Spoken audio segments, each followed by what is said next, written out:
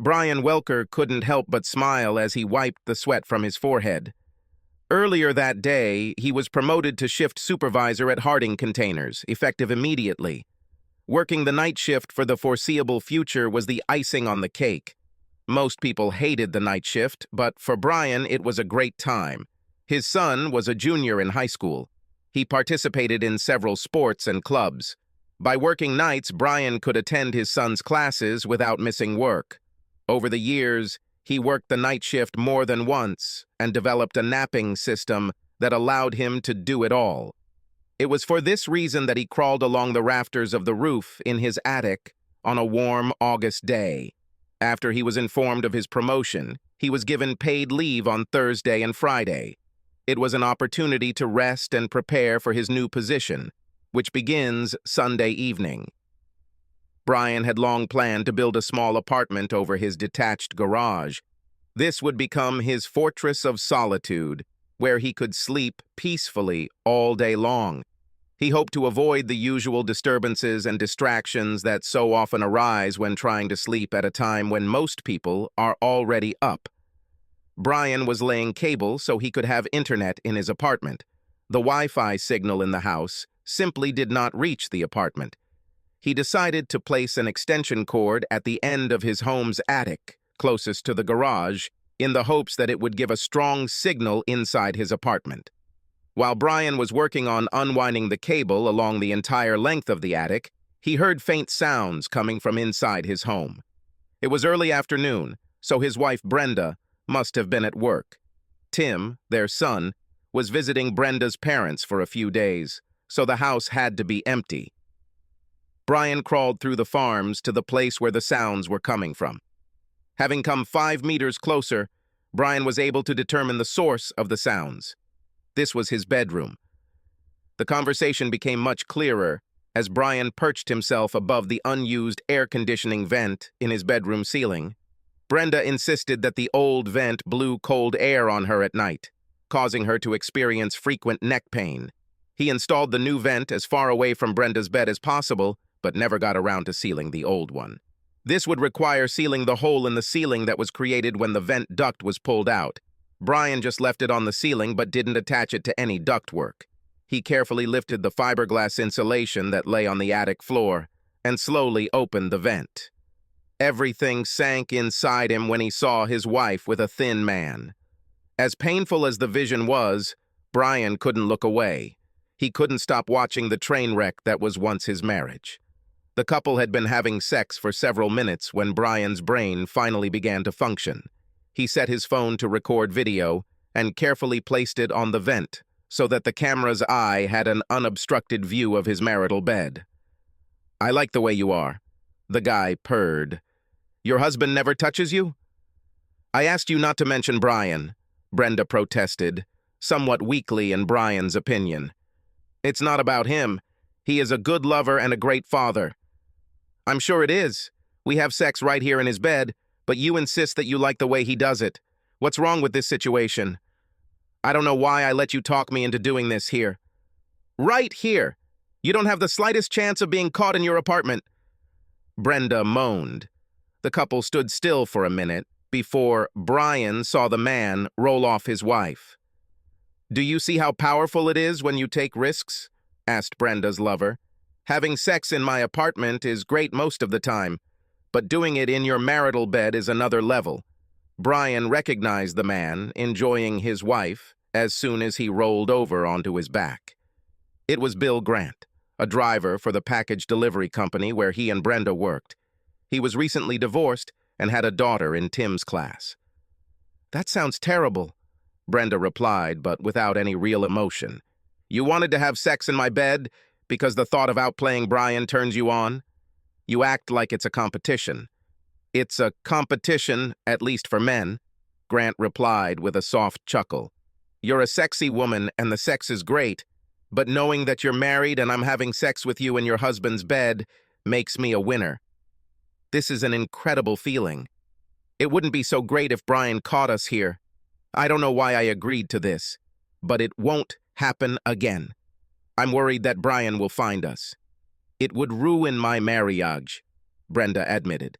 "Let's make a deal. Grant suggested. As long as you don't have sex with your husband, I won't insist that we do it in his bed. Once he has you again, we will have to return so that I can reclaim my place as leader. I'm not going to refuse Brian. He's my husband, Brenda reasoned. He is a man and wants sex on a regular basis. I'll try to dissuade Brian from having sex and keep these suicide meetings in my bedroom to a minimum. I don't like to think about what would happen if Brian ever caught us. Brian parked his truck in a detached garage. It was hidden from prying eyes, so Brenda had no idea he was home, and she certainly had no idea he was eavesdropping on her conversation. His face was covered with sweat. It continuously flowed from his body onto the insulation that covered the attic floor. He forced himself to remain still as he listened to the loving couple dress and leave. As Brian headed towards the stairs, he considered what he had just learned. His wife is cheating on him. She even planned to abstain from sex with him, if possible, in order to appease and please her lover. Thinking this over, Brian forced a grim smile. Brenda will have no problem refusing sex with him because she will never have it again. While taking a shower, he examined his situation and quickly came to several solutions. He didn't let Brenda know that he knew about her infidelity. Tim had 2 years of high school left, so Brian decided his main focus would be his son. He won't worry about Brenda anymore. He just didn't care what she wanted or how she felt anymore. Why should he care about her when she obviously treated him with complete contempt? He didn't want to leave the house he'd spent 15 years renovating so that some sneaky idiot could live there in comfort while having fun with his wife. Brenda didn't sound like she would seek a divorce, so Brian decided to try to hold out until Tim graduated from high school.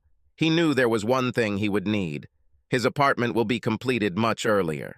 Brian decided he would include some major improvements. Instead of just sleeping there while working the night shift, it would become his living quarters for the next year and a half.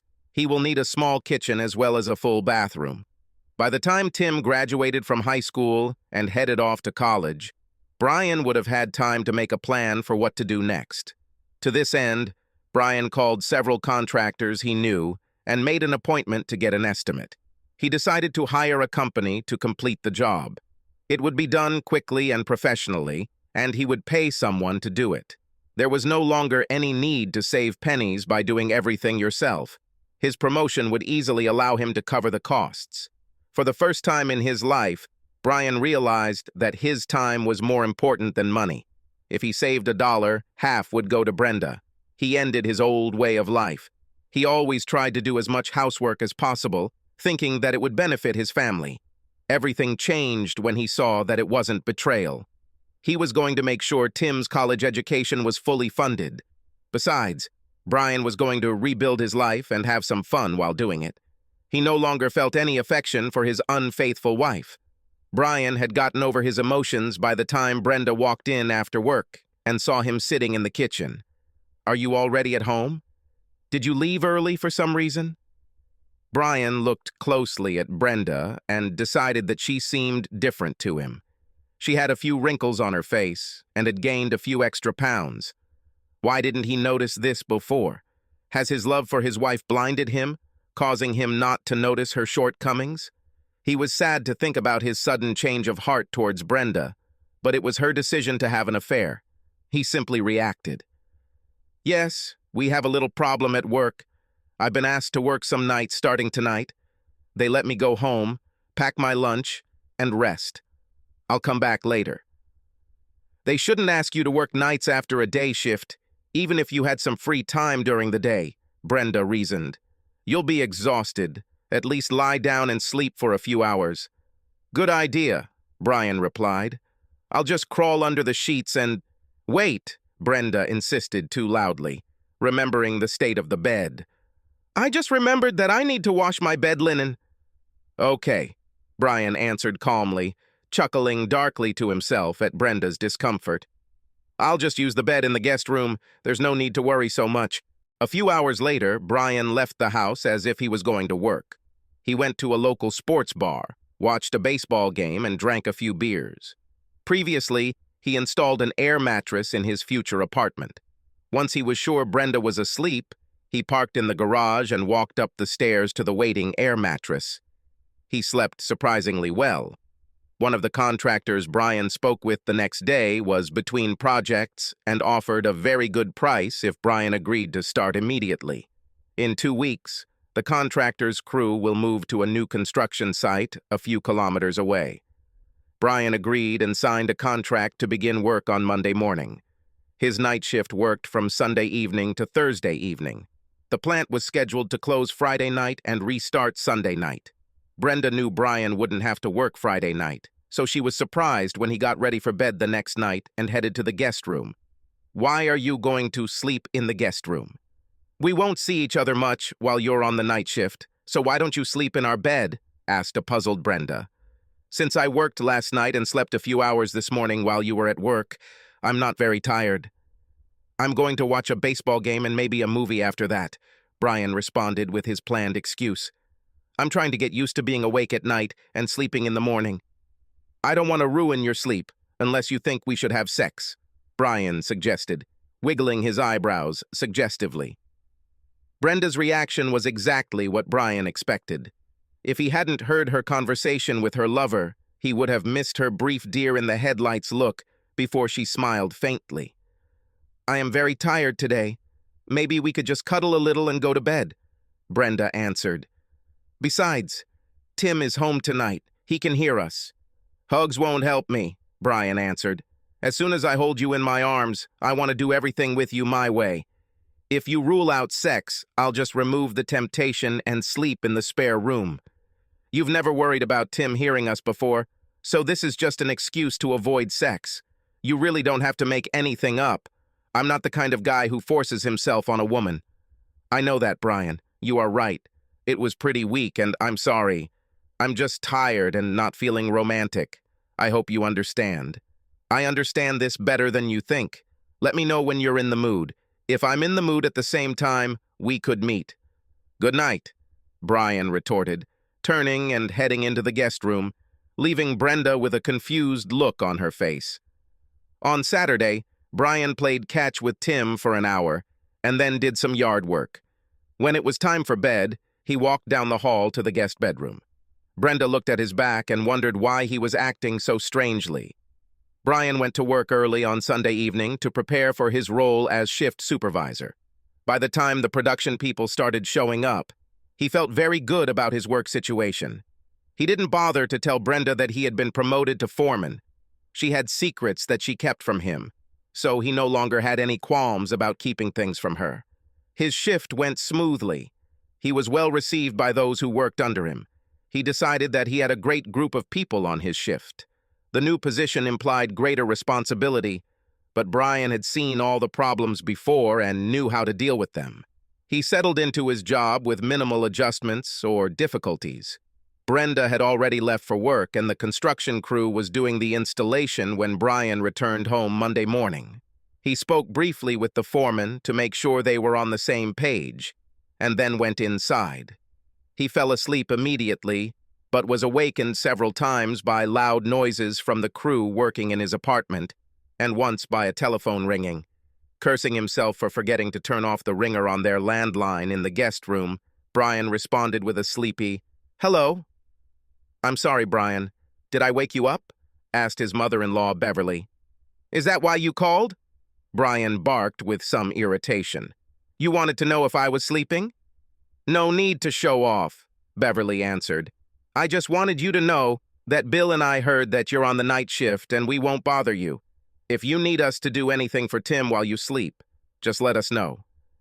Brian hung up without answering. As he unplugged his phone, he thought about how stupid people could be. It took a few minutes, but he fell asleep again. The construction crew completed their work in less than a week. Brian was amazed at how the contractor completed the entire renovation in 4 days. It would take him 4 months. Waking up on Friday afternoon, he went to a furniture store and ordered a double bed, a small kitchen table, 4 chairs, and a small sofa. He then drove to a large appliance dealer and selected a large flat-screen TV, refrigerator, oven, and microwave. By Monday afternoon, Brian believes his bachelor pad will be ready for him to work full-time. He chuckled Remembering how bewildered Brenda had been when she came home from work on Monday to find a team of men scurrying around the detached garage, she approached Brian while he was talking to the foreman and insisted on a private conversation so that he could tell her what was going on. "I instructed them to complete the apartment above the garage," said Brian. "I want to be able to sleep all day long without people barging in or calling me. I made it double insulated to keep noise to a minimum. There won't even be a landline phone. Since I'll be working nights for a while, I thought it would be a huge advantage to have a place where I could sleep without disturbing you and Tim. You won't even notice that I'm nearby." "I won't notice that you're nearby," Brenda repeated. "You are my husband and Tim's father. We need to know that you are somewhere nearby. I'll go to Tim's baseball practices and games. Then I'll bring him home so we can spend a lot of time together. Do not worry about it. We can all have dinner together. I told you a few days ago to let me know when you're in the mood for some special love, but you haven't accepted my offer yet." "Are you asking me this tonight?" "You're acting like an idiot. Husbands are expected to do more than just have sex with their wives whenever they feel like it. We expect conversation, seduction, and the exchange of ideas. Marriage is not just sex. You know that. Don't even think about giving me a lecture about what constitutes a good marriage," Brian warned. "I will at any time oppose the efforts I make for this marriage to your efforts. This will work fine. All you have to do is let me know when you want me to serve you in your bed." "I'm not some goddamn cow that needs to be serviced," Brenda growled. "You will not do any service until you offer a sincere apology. I want to spend a nice evening in a nice restaurant with your apologies, asshole." Brian broke out into a huge smile and simply walked away, leaving Brenda completely confused. It was easy for her to stop Bill Grant from demanding sex with her in their marital bed, but Brenda was worried about Brian's attitude. He just didn't look like himself. He ignored Brenda, and it bothered her. He has always been a very attentive husband. She decided that she would give Brian an unforgettable evening as soon as he apologized for his rude behavior. She knew that he wouldn't be able to go without sex for a long time. A man cannot stop having sex 2 to 3 times a week and be happy. Brenda was sure he would want what she had. He had been like this since they first met. He was too young to lose interest in sex.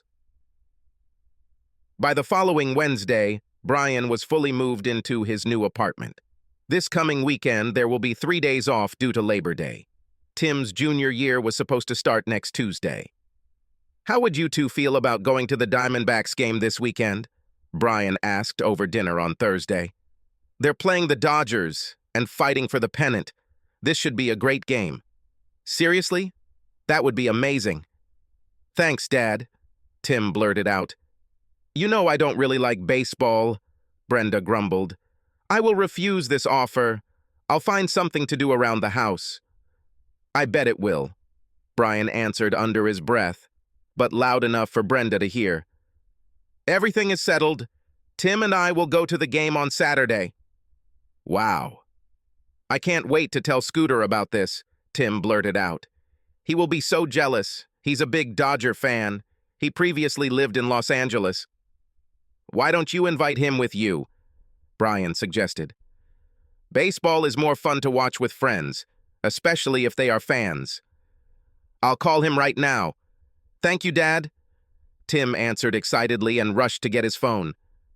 "You definitely made Tim happy," Brenda said. "Baseball is a great way to bond with boys. Horace is a pleasant, polite young man." "Holy shit, his real name is Horace?" Brian asked, shaking his head. "No wonder he has a nickname. What parents would name a boy Horace, unless they hated him?" "Tim told me that Horace's father died of a brain aneurysm 2 years ago," Brenda continued, pointedly ignoring her husband's comment about the boy's name. "She and her mother moved here this summer to be closer to her parents. They are old and in poor health. I'll just call him Scooter and pretend I've never heard his real name," Brian said just as Tim burst back into the room. "Scooter's mom said he can go," declared an almost frivolous Tim. "It will be great." On Saturday afternoon, Tim parked his truck in the driveway of a nice ranch in a nice neighborhood. Before he could stop, Scooter was already running out the door. He hopped in next to Tim as soon as the pickup was safely parked. "Mr. Welker, Mom says she wants to meet you before we leave. I think she wants to make sure you're not a serial killer," Scooter suggested. "I'm sorry about that." "No problem," Brian answered, getting out of the truck, walking up to the house and ringing the doorbell. The door was opened by a slender, rather plain-looking woman about Brian's age. With what he thought was a quick glance, Brian determined that her legs were her best feature. They were muscular and perfectly shaped. Her jogging shorts gave him a chance to admire them. Her stomach was flat, while her breasts barely moved her top away from her torso. "My legs look pretty good compared to the rest of my body, don't you think?" Scooter's mom asked, much to Brian's confusion. Yes," Brian agreed, as soon as he saw the smile on the woman's face. "You have a magnificent pair of legs. Do you think I should let my son go to a baseball game with a man who stares at every woman he sees?" the boy's mother challenged. "I'm trying to raise a gentleman." Brian saw the laughter in the woman's eyes and instinctively knew that she was playing with him. He decided to play along with her. "What you're really asking is whether you should let your son go anywhere with a man, since looking at women is the best part of being a man," Brian replied with a grin. "He needs to learn to appreciate the fairer sex. I'll show him what to pay attention to and how to do it. I, of course, hope that you will be less noticeable during these life lessons that you will give to Horace," the still smiling woman objected. "The first thing I'll teach him is to beat anyone who calls him Horace, except his mum, of coursey." Brian joked. "Understand.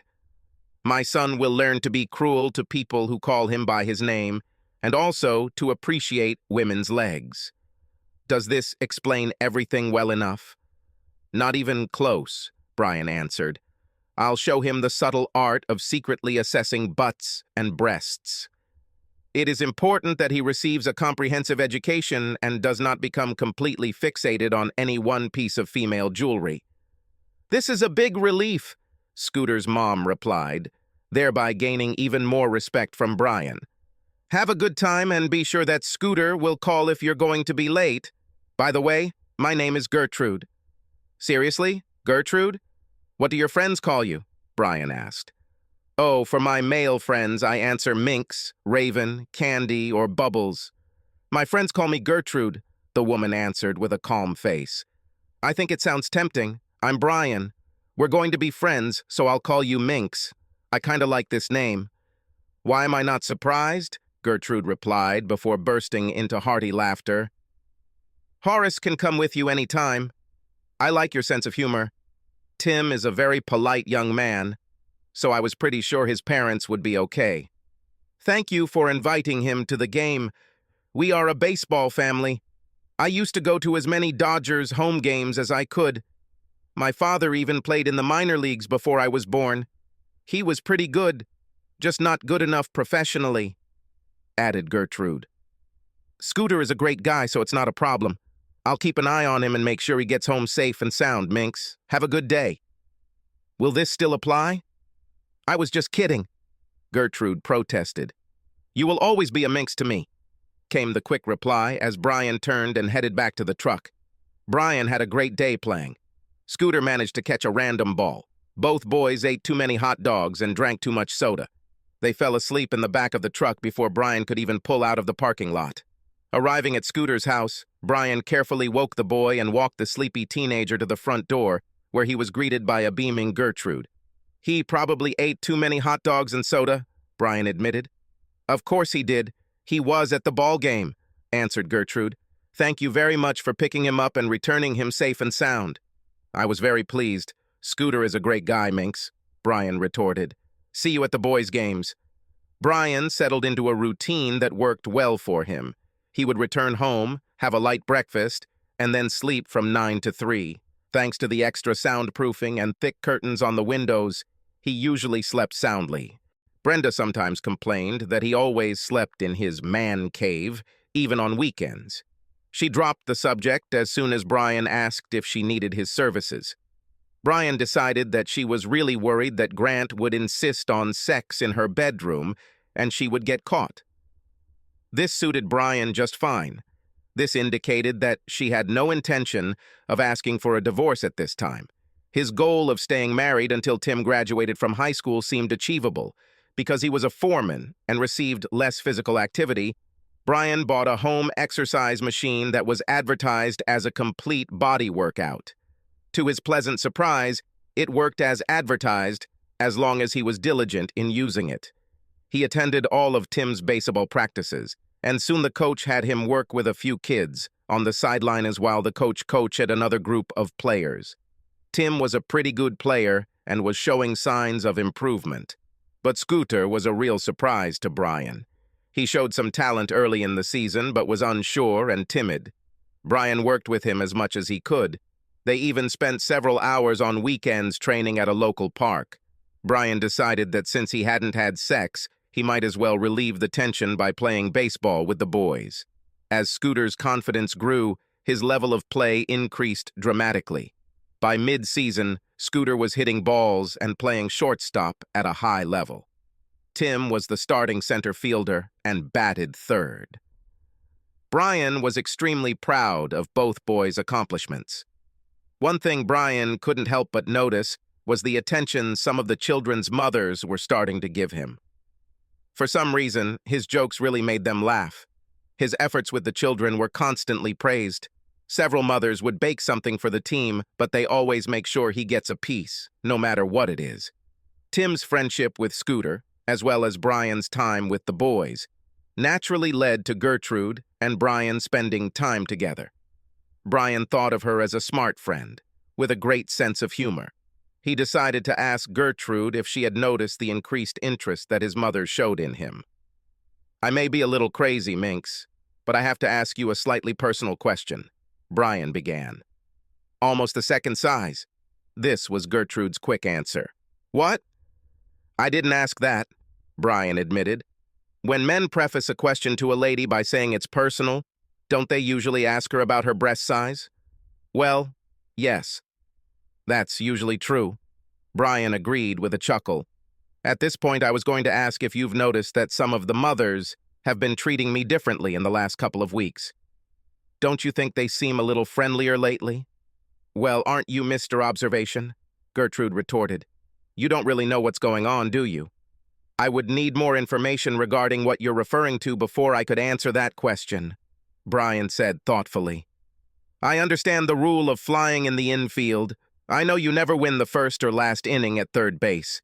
You don't mean those baseball axioms, do you?" "No, I was talking about the unwritten rule of never rigging or stealing bases when you have a huge advantage," Gertrude quipped before becoming more serious. "If you were paying attention, you would know that the friendliest mothers on the team are also single mothers. You're a great dad, a nice guy, and you have a pretty decent job. This makes you a damn attractive candidate in their eyes," Gertrude reasoned. "What about the fact that I'm a married man? Wouldn't they take this into account?" Brian asked. "It is," answered Scooter's mother. "That's why they didn't actually try to seduce you. No one has tried this yet, have they?" "Nobody seduced me." "As if that was ever a problem," Brian replied. "I'm married, so obviously I can't be a good match for anyone."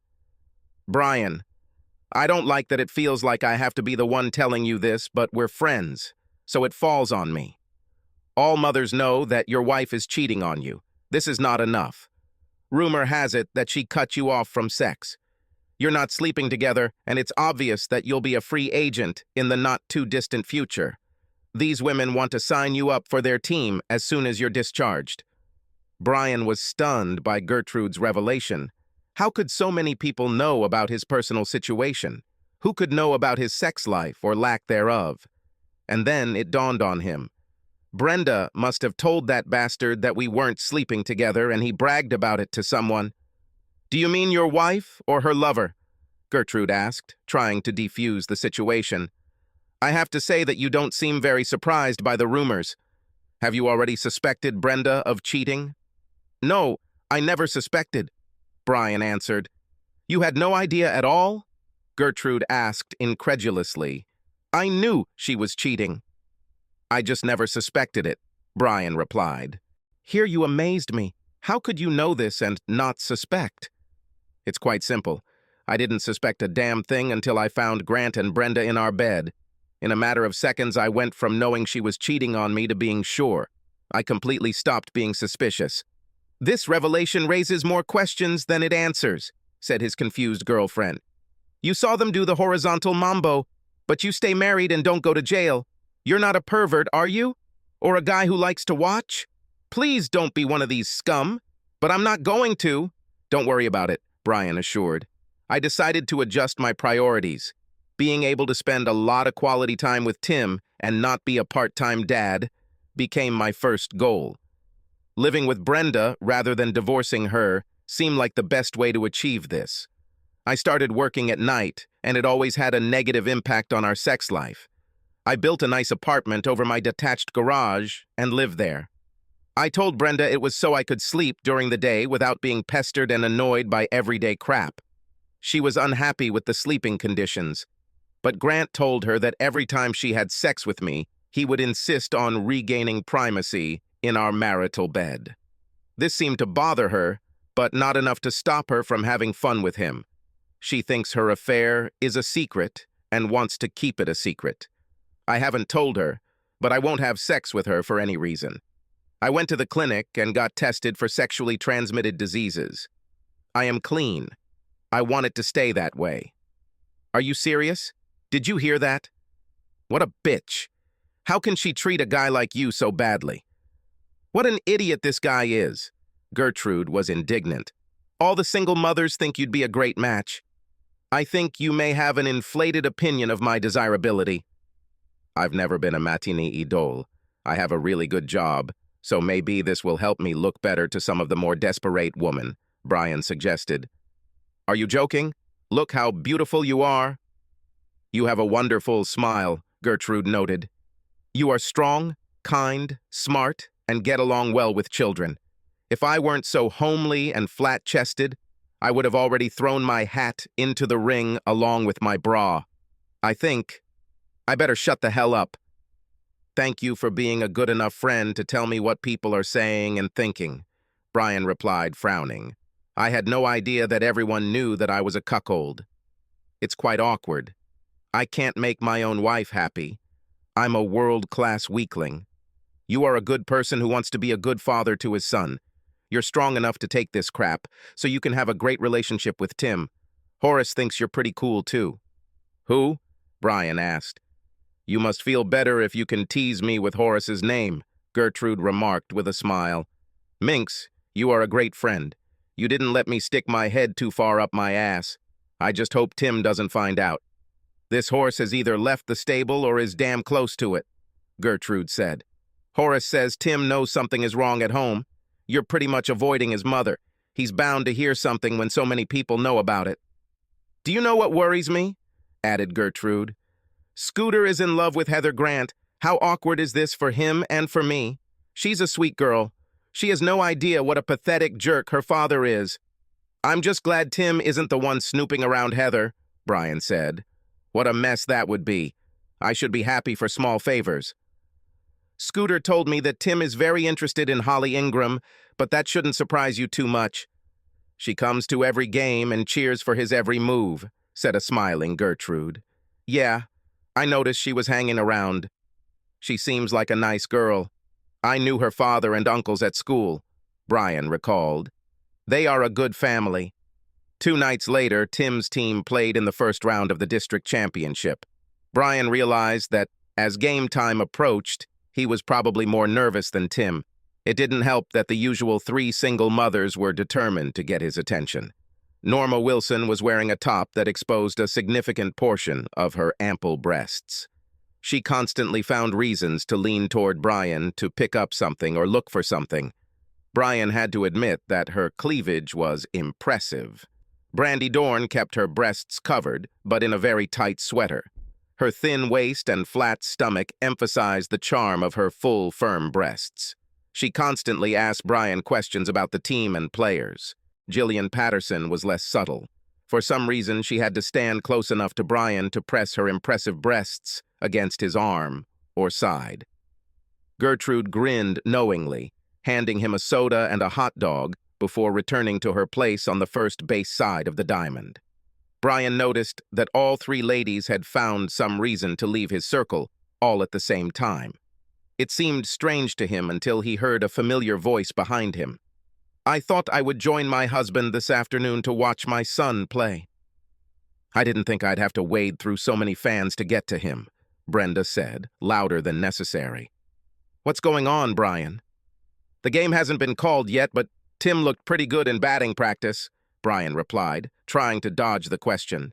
"Nice try," Brenda snapped. "Why did these women hover around you like flies over shit? It's good that you are not allergic to silicone. If you're asking me to explain how the female mind works, then you're out of luck." "I have no idea," Brian admitted. "I'm even surprised that you're here. My son is participating in an important game. I'm here to support him. Obviously, there are other mothers here. Obviously, some of them are not just here for their children." "You were too busy to come to the games," Brian noted. "How did you manage to evade your obligations today?" Brenda glanced at her husband when he mentioned her obligations. She wondered for a moment if he was hinting at something. As soon as this thought came into her mind, she immediately threw it away. If he had any suspicions, he would be much angrier and much more confrontational. The only thing she knew about Brian was that he would never accept her betrayal. If he had known, he would have let her know it in the most obvious way. "I made time. This game is important to Tim, which makes it important to me. I haven't seen you much since you left for the night shift, so I thought it would be nice to spend some time together cheering on Tim," Brenda reasoned. As Brenda and Brian sat down in the bleachers, she noticed that several other mothers were watching her, and they didn't seem all that friendly. Brenda thought about it. What could she have done to anger other mothers? This was the first game she attended. She had no other form of interaction with any of them, so she couldn't think of any reason why they would dislike her. Then Brenda noticed Gertrude sitting to the side. As usual, she didn't do much to stand out, although Brenda noted that her hair was professionally styled and her legs looked good in shorts that were perhaps a little short, especially given the cool daytime temperatures. The game began, and Brian's attention was drawn to the playing field. The first two batters struck out before Tim even entered the batter's box. Brenda became concerned for her son when she saw how fast the first serve was and how close it went to his head. The second pitch was low and away from Tim, but he connected solidly and threw the ball to first base for a stand-up double. The next batter was Scooter. Brenda noticed that he seemed older, stronger, and more confident than last summer. The first pitch hit the catcher's glove near Scooter's head. If he hadn't leaned back, she might have hit him. Brenda heard Brian chuckle as Scooter prepared for the next pitch. "Trying to intimidate these two boys is a big mistake," Brian said to those within earshot. "I just hope the pitcher tries to sneak a fastball to Scooter." The rest of the crowd nodded in agreement as the pitcher began his pitch. He was a strong thrower, and he added something extra on the next pitch. There was a loud crack as Scooter's bat met a baseball crossing the court. Oohs and ahs echoed through the stands as the ball disappeared over the center field fence. Tim ran across the plate and waited for his friend to touch home plate before exchanging high fives. Gertrude beamed with pride as she watched her son circle the bases. She looked at Brian, only to see small tears on his cheeks. He spent countless hours practicing on the field and hitting the ball with Tim and her son. His pleasure and pride were almost tangible. Gertrude was extremely grateful to Brian for the mentoring he had provided to her son since their arrival. Horace grew up to be a fine young man, and Brian played a huge role in the development of his character. "Are you really trying to tell me that you haven't had sex with your husband since the day we had sex at your house?" asked her incredulous lover. "You said I should stay away from him for as long as I could, and you wouldn't insist on sex in our house until he made love to me." He was working the night shift that day and has been sleeping in a room above the garage ever since. We haven't even shaken hands since then. "This is just crazy," Bill replied. "He's too young and you're too sexy for him to lose interest in sex." "He is a gay? Does he have a girlfriend or something?" "He's definitely not gay," Brenda insisted. "He is very courageous. He would never cheat on me. He just works at night and is tired most of the time. He only shows up for dinner, except on weekends when he works in the yard and stuff." No normal man married to a woman like you would voluntarily give her up, even if he worked 18 hours a day, Grant said. He must be cheating. This should make communication easier for us. He gets what is his, and I get what used to be his. Brian would never cheat on me, Brenda said firmly. He takes our marriage vows very seriously. He's not the kind of man who wanders around and gets involved in some tawdry affair. Is this what you think you're doing? Bill demanded.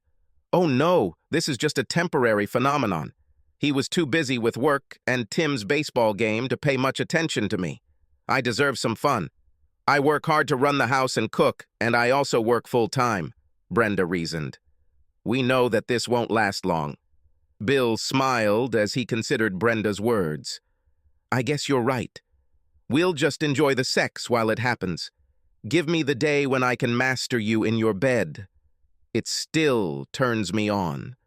When Brenda remembered Bill's words, she became worried as she watched the two girls hovering around, Brian slowly move away. It was obvious that he had some damn attractive women with big tits and toned bodies who were interested. She realized that she needed to protect her marriage from the efforts of these bitches.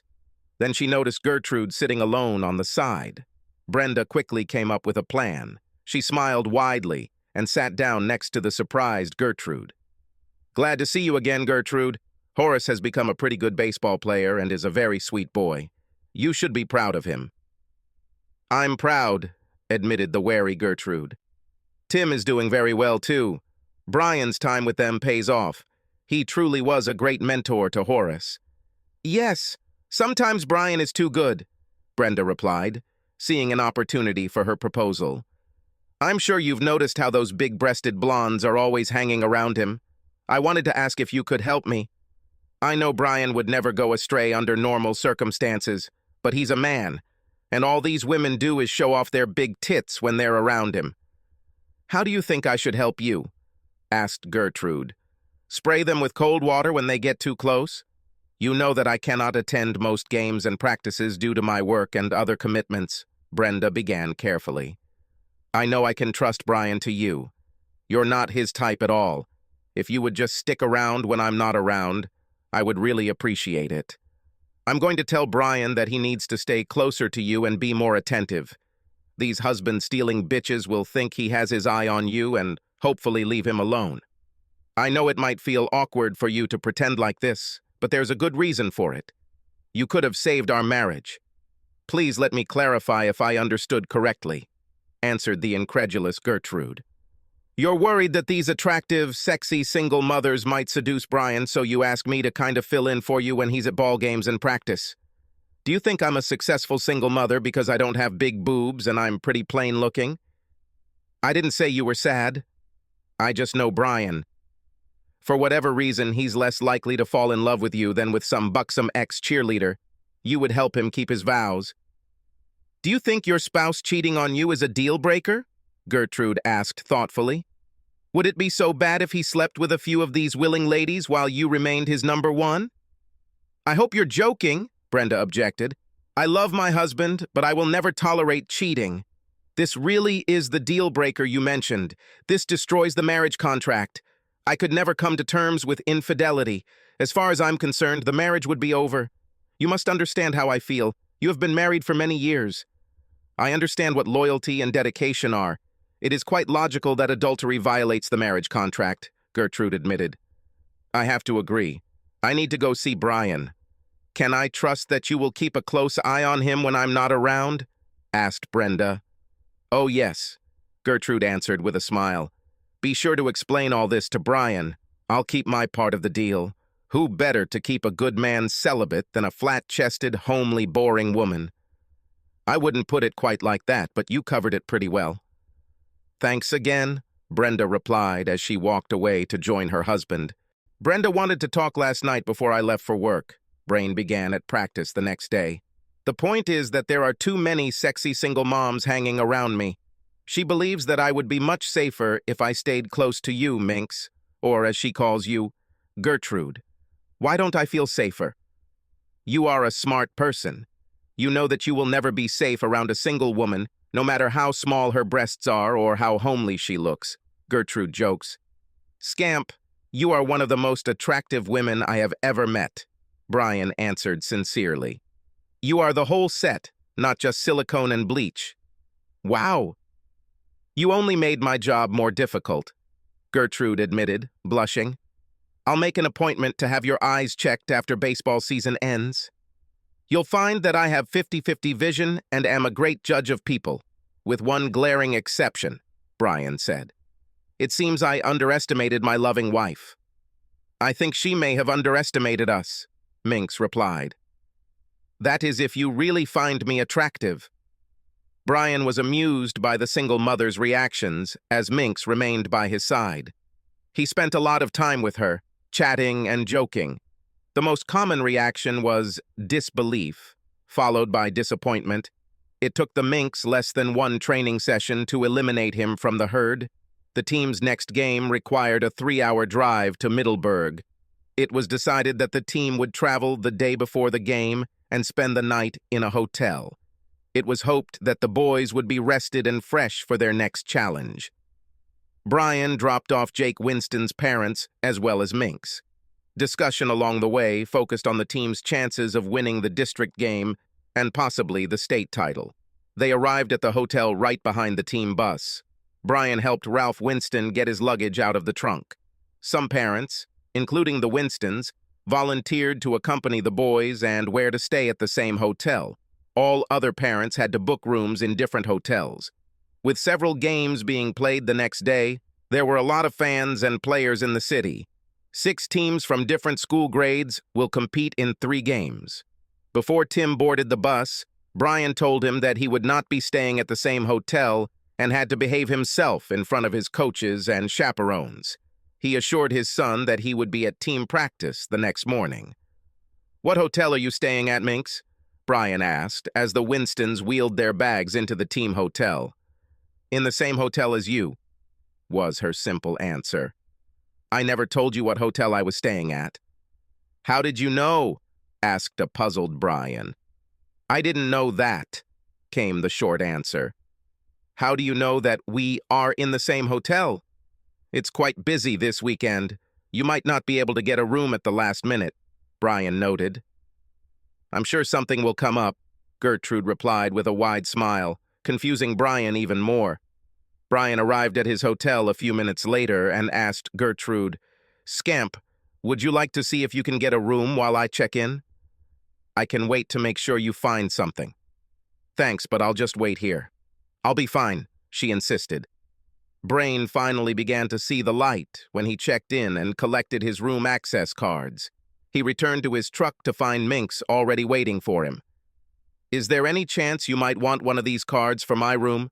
he asked. "This is room 207. "What a caring gesture," Minx exclaimed, getting out of the car, taking the keys and kissing Brian on the cheek. "Let's go to bed. It's going to be a long night." The next morning, Brian woke up much more tired than when he went to bed. At first, he mentally struggled with the reality of breaking his marriage vows, but Minx helped him deal with it. "Let's look at this logically. Not only did Brenda cheat on you, but she agreed to distance herself from you sexually. Even if she didn't, she would still be putting your health at risk by having unprotected sex with her lover. Essentially, she made sexual relations with her unsafe and unwanted. She released you from your vows and marriage contract. I haven't had sex for more than 2 years. I've been tested, and I'm clear. You were tested after discovering she was a cheater, and you are in the clear. I've been taking the pills for over a month in hopes of sleeping with you. Can you honestly give me one reason why we shouldn't sleep together? Is it because of my appearance?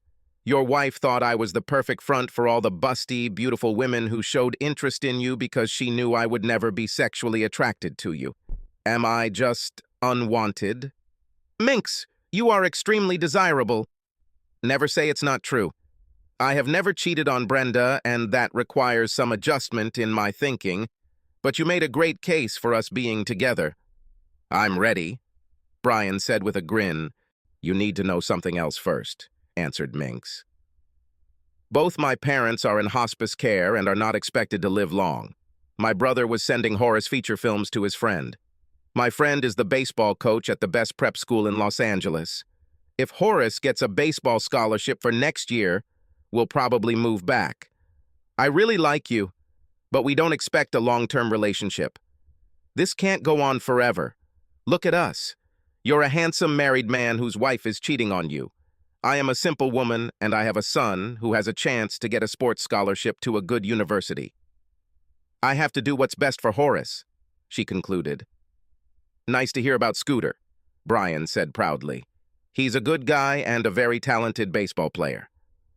I'm glad he will have the chance to hone his skills in a highly competitive environment and at the same time receive a good education. You are the main reason why the best schools pay attention to him. I know how much time and work you devote to him. The irony is that you, by being such a good mentor to my son, actually gave us the opportunity to move back to Los Angeles, away from you. I don't think I'll have a one-night stand, Brian said. Perhaps it would be better to give up sex completely than to have a one-night stand and become a monk again. You are a stupid person. I said that we would probably return to Los Angeles for the next school year. There are more than 6 months left before that. A guy could spend a lot of time with me in 6 months, unless he's too old for a steady diet of hot sex with a very needy woman.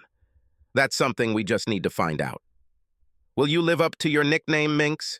Brian joked. I will do this for you, Minx promised. When you need me, just whistle, and I will teach you to whistle. I've always been told that my whistling is quite respectable, Brian quipped. Then you're doing it wrong, Gertrude retorted. The baseball team won the state championship, and Scooter received a scholarship to a prestigious California prep school. Both of Gertrude's parents passed away just before Thanksgiving, within a week of each other.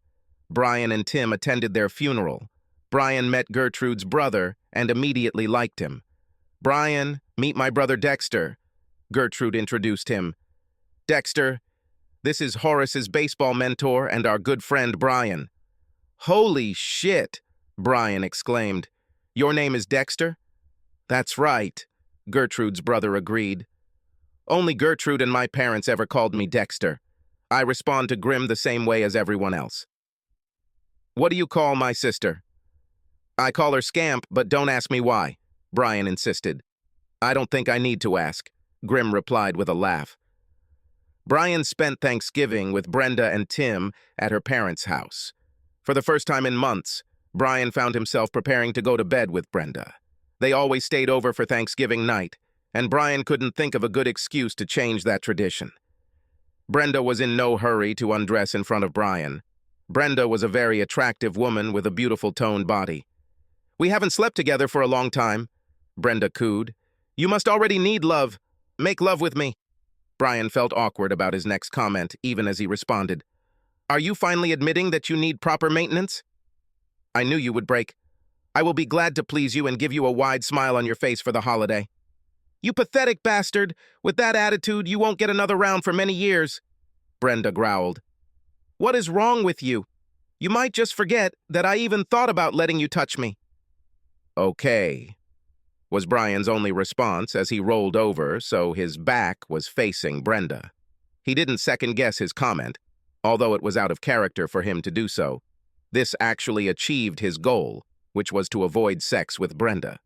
However, Brian did regret that his marriage had ended to its current state. Brenda was worried about Brian's snide remark, which was making it difficult for her to sleep. Lying next to him, she wondered if he knew about her affair or was just unhappy that they hadn't had sex lately. She decided that she would have to discuss this with Bill. He needed to forget about having sex with Brenda in her marital bed if she was having sex with Brian. This statement caused her to avoid and refuse her husband, which could ultimately make him suspicious. It could have ruined her marriage.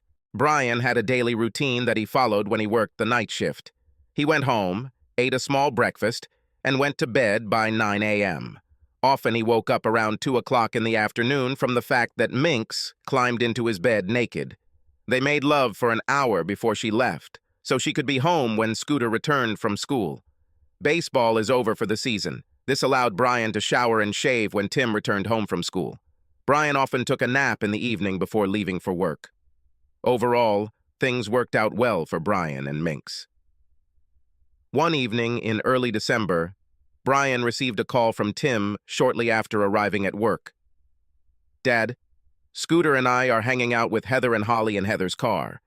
You said we might be gone until midnight because there's no school tomorrow. We have a problem. Heather was driving her mom's car. We had a flat tire and no spare tire in the trunk. We're stuck on D Street and I'm a little worried. I see a few guys down at the slot machines and they're looking in our direction." "Are you broke on fucking D Street? At the damn arcade?" Brian swore. "We'll discuss this later. Is Heather driving that Corolla?" "Yes. It's a 2017 Corolla," Tim answered quickly. "I'll find a wheel and tire that fits and I'll be right there. Keep your doors locked and call the police if you have any problems. Take care of these girls." Brian put his phone in his pocket and headed to the production floor. He quickly found the person he needed. "Gus, you still drive that Corolla, don't you?" Brian asked the bearded man operating the forklift. "I need an inflated tire that fits your car, and I need it right now." While Brian was talking to Gus, another thought occurred to him as Jack Reynolds walked by. Jack was Holly's uncle. His younger sister was Holly's mother. "Jack, my son and some friends were stuck on D Street with a flat tire and no spare. Holly is with them. I take the inflated tire from Gus and head there. I would appreciate it if you came with me." "I have a real spare tire, not some fucking donut," Gus said. "Let's take my car and go there right now." Jack, Gus, and Brian immediately headed towards the door leading to the parking lot. They were concerned about children being in that part of town late at night. It was not a good place for good children, especially teenage girls. Brenda lay in bed, enjoying the warmth she always felt after messing with Bill. His phone rang, and he glanced at the caller ID. "Damn it! This is Heather! I have to answer this or she'll beat the crap out of me for ignoring her." Brenda could only hear one part of the conversation, but was concerned about what she overheard. "What the hell are you kids doing there?" "Well, that's too bad. These boys are old enough to handle a little problem like this. Call AAA. It's not my fault your mother is too dumb not to keep a spare tire in her car." "What was all this?" Brenda asked as soon as Bill disconnected the connection. "Nothing to worry about," was Bill's response as he reached out and caressed Brenda's firm breasts. "Heather has a flat tire, but she calls AAA to get it fixed." Several young hoodlums were hanging around Heather's car when Brian and his friends pulled up right behind her. Brian quickly got out of the car and pulled the jack and tire iron out of Gus's trunk. Gus brought the spare tire and Jack knocked on the driver's side window and motioned for Heather to lower it so he could talk to her. "You guys sit quietly until we change the tire. If these idiots cause any trouble, we'll take care of it. Holly, you're going to have to explain to your mother why you're even here on D Street." Brian carried the jack behind the flat rear tire and slid it under the frame. He twisted it until it was snug against the frame, then moved in front of the tire to loosen the lug nuts. The apparent leader of the group of tough guys approached Jack while Brian was working on the tire. "Here you are on our territory. You need my permission before you mess with this machine." Before Jack could respond, Brian swung the pry bar sharply and cracked the guy on both shins. The man fell to his knees and then rolled on the ground, rubbing his shins and cursing the blue streak. Brian grabbed the punk by the collar and pulled him face down to lie next to the flat tire. He then sat on the man's back and continued unscrewing the nuts. The two closest gang members rushed towards them, apparently intent on pulling Brian away from their incapacitated leader. Jack hit the first one on the side of the head, and he collapsed, as if knocked down. As Gus stepped forward, the second guy stepped back out of his reach. "Lift the car a little and I'll remove this tire," Brian said to Jack in a calm voice. Jack continued to drive the car higher and higher while the gang of thugs shouted insults and curses at the men. Every now and then, the guy underneath Brian would try to squirm out from under him, but Brian would grab the man by the greasy hair, lift his head a few inches, and forcefully push it back down to the pavement. It only took 2 lessons before the man on the ground decided to remain still. Brian unscrewed the lug nuts and removed the flat cover. He accepted the working tire from Gus and put it in place. Once he had all the tabs snug, Jack lowered the car. All 3 men seemed oblivious to the thugs who taunted them as they worked. Brian tightened the nuts and stood up. He accidentally kicked the leader in the balls when he was about to step over him. "Are you stupid bastards talking to us?" Brian asked, walking up to the assembled gang members and casually tossing the tire iron from hand to hand. As soon as he walked towards them, the group scattered. "You guys get the hell out of here," Jack instructed as Brian pushed the gang away from the car. "Be careful not to run over those stupid bastards lying in the street, and stay away from this part of town." The three men climbed back into Gus's car and followed Heather's car as it reached the next intersection and turned toward the children's house. "I can't believe you hit that stupid bastard in the shin like that," Gus laughed. "He collapsed like a sack of shit." "Thank you for inviting me along," Jack added. "My arm hurts, but it was great to hit that punk in the head." "So you were sitting on your butt while you changed the tire?" Gus chuckled. It was funny to watch. The men were still laughing and talking about their experiences as they walked back to their jobs. By morning, this story had spread throughout the plant. Stories of courage and adventure have always been popular, especially during the night shift. They helped the night go by faster and gave everyone a chance to take their mind off how tired or sleepy they felt. The next day, when Brian woke up, Minx jumped into his bed and kissed him long and hard. She was naked and clearly hungry for him. "Horace told me what happened last night. You were great. Thank you for taking such good care of the children," Scamp blurted out. "You're about to be so lucky. I would have arrived earlier, but I had to wait until Horace and Tim went to visit the girls since they didn't have school today." Brenda had only been at work an hour when Sue Blaine approached her at the water cooler. It was obvious that she wanted to talk about something. "I heard Brian, Jack Reynolds, and Gus Benson make fun of a few would-be tough guys who were hanging around the kids' car on D Street. I understand that getting hit in the shins with a tire iron knocks the crap out of a punk pretty quickly." Brenda immediately put it all together.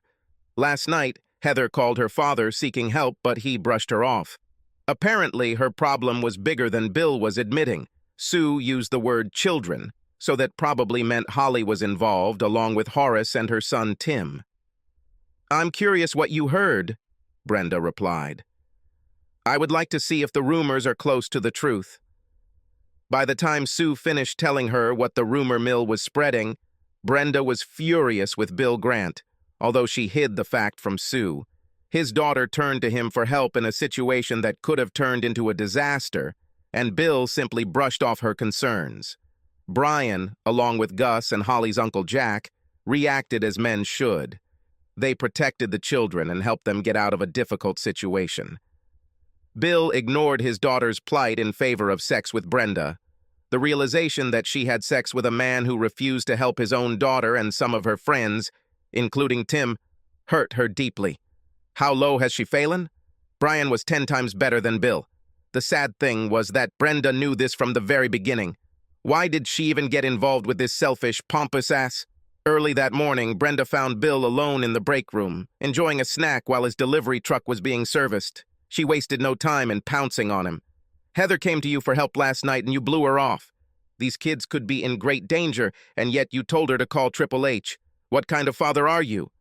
"Everything worked out," Bill answered briskly. "Your husband and a few of his buddies saved the day, so what's the problem?" Brian reacted like a real man. "You turned your back on your daughter. That's the problem. My son was in that car. If your dumbass husband is so special, why are you having fun with me when he hasn't touched you in months?" Bill asked with a chuckle. "You pathetic bastard! Being a man has nothing to do with you," Brenda spat. "He's more of a man than you'll ever be. It's all over between us. Don't ever try to talk to me again. I don't want anything to do with you." "As you say," was Bill's calm answer. "There are many married women in the world who are looking for someone like me. If you change your mind, you know where to find me. I'll still give you pleasure if you ask nicely." Brenda burst into tears and ran out of the room. She cheated on her husband, disrespected him, and risked her marriage and family for a petty, selfish sociopath. She only hoped that Brian would never find out how stupid she had been. With that thought, she realized she had a lot of catching up to do. The Minx had just finished with Brian when she heard sniffling behind her. Surprised, Minx turned around to find Brenda watching her with tears streaming down her cheeks. "How could you do this to me?" Brenda exclaimed. "I trusted you both. And you do this? I'm just doing as you asked, Minx replied, reaching for her clothes and starting to put them on after she pressed a finger to Brian's lips, ordering him to remain silent. You wanted me to keep those busty blondes from getting their claws into Brian? I sacrificed my body to achieve your goals. I didn't want you to sleep with him, and you know it, Brenda replied as her anger began to crowd out her tears. I can't believe Brian could cheat on me like that, especially with some skinny bitch. I know it's hard to stomach the fact that Brian and I are dealing with freaks, but there's no reason to be insulted, Minx reasoned. Your poor husband was ready to explode. I'm just helping to relieve the pressure he put on me. Bill Grant didn't want you to have sex with your husband, so Brian had to turn to someone. Luckily, I was in the right place at the right time. You can thank me for helping you turn off Brian so completely and make Bill happy. By the way, where is Bill? Is he in your bed? Do you know about Bill? Brenda exclaimed. Well, yes, answered Minx. I think most of the free world knows about Bill. You've been sleeping with him for months now. He promised you that he would have sex with you in your marital bed every time you had sex with Brian, so you stopped having sex with your own husband. Luckily, Bill was able to fill the void. The pun is intentional. If Brian knew, why didn't he say anything? Why did he let Bill and I be together for so long? Brenda asked, tears streaming down her cheeks. You are a smart girl. What would most men do if they discovered their wife was cheating? He would get very angry and yell at me. Then he probably would have divorced me, Brenda added, as the reality of the situation became clearer. It sounds something like this. What happens next? Can Brian and Tim stay here while you move in with Bill? Minx asked calmly. I wouldn't move out of my house. I wouldn't mind Tim either. If Brian wanted a divorce, he would have to move out. He would pay alimony and child support. Tim would have stayed with me, Brenda concluded. Exactly what Brian expected, Minx agreed. Let's say that staying close to Tim and being the best father he could be was his first goal. How could he achieve this goal? Because he won't divorce me, Brenda answered quietly. He stayed here for Tim, not for me. He found out about Bill and me and essentially divorced me, just not legally. We've been living as a divorced couple for months now, haven't we? I was just too damn stupid to realize it. In your defense, I can say that Bill helped you not to notice that your husband left emotionally long ago. I'm just a skinny bitch who showed up after you ruined everything. I helped Brian recover. I told Bill it was over between us. I never want to see him again, Brenda said. Was this after he refused to help his daughter out of a sticky situation last night? You didn't have much choice, did you? Minx asked rhetorically. Even traitors have some expectations and some restrictions. Are you and Brian going to live together now? Brenda asked, wiping the remaining tears from her eyes. To be honest, we are quite happy with what we have. Horace and I will return to Los Angeles before school starts in the fall, admitted Scamp. I'd rather he didn't know his mom was having fun with his best friend's dad, if there's anything to be done about it. When it's time for me to leave, I'll probably help Brian choose a new girlfriend, if he'll let me. So, you see, I didn't steal your husband like other mothers hope to do.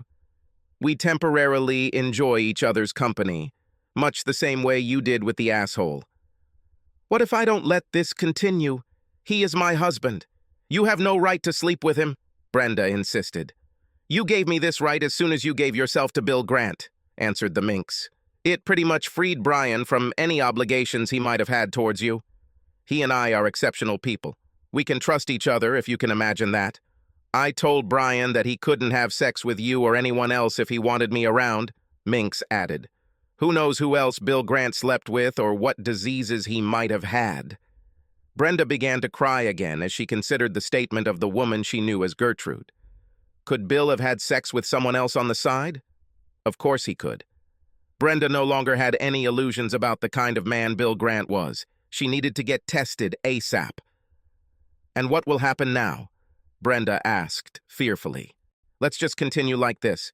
I'll stop by and wake Brian up as often as I can. You continue to work late and avoid him as much as possible. I think this will work just fine. If it ain't broke, don't fix it, answered Minx. I'm not going to do this, Brenda said categorically. You're leaving in a few months. I'm going to stay here and show Brian what a great wife I can be. He won't need your skinny ass. Except he knows that my skinny ass is loyal to him, while your round ass is out there somewhere, waiting to be patted by whoever," Minx retorted. "Basically, I control your sex life, or at least your sex life with Brian. I won't let him get close to you as long as we're in a relationship. I don't want to risk getting sick, and he doesn't really want it either." One thing I learned, a little too late, is that relationships are about so much more than sex, Brenda said with false bravado. Actually, sex without love or commitment is actually quite humiliating. I will do what a wife should happily do for her husband, while you just have sex with him. Think about it. "Okay," answered Minx. "I thought about that. Let's do it. You cook the guy great lasagna and meatloaf. Keep the toilets clean and wash his clothes. I will entertain him in bed as often as I can. Let's see which of us is happier. Brian, I have to tell you how ashamed I am, and how sorry I am for disrespecting you." "Can you ever forgive me?" Brenda pleaded. "How could he ever trust you again?" asked Minx. "He might forgive you someday, but how the hell are you going to win back his trust? This has always been the obstacle that traitors face. I suggest you try to enjoy the next few months while you're still Brian's wife, at least in name. Realize what you sacrificed for mediocre sex and learn from it. Brian doesn't want to destroy his family while Tim is in school. That will give you about 9 months after I leave to do everything possible to get him back. When Tim graduates, Brian will probably kick your ass to the curb," Scamp predicted. "Brian, why do you let her speak for you?" asked Brenda. "I'm not just his mistress.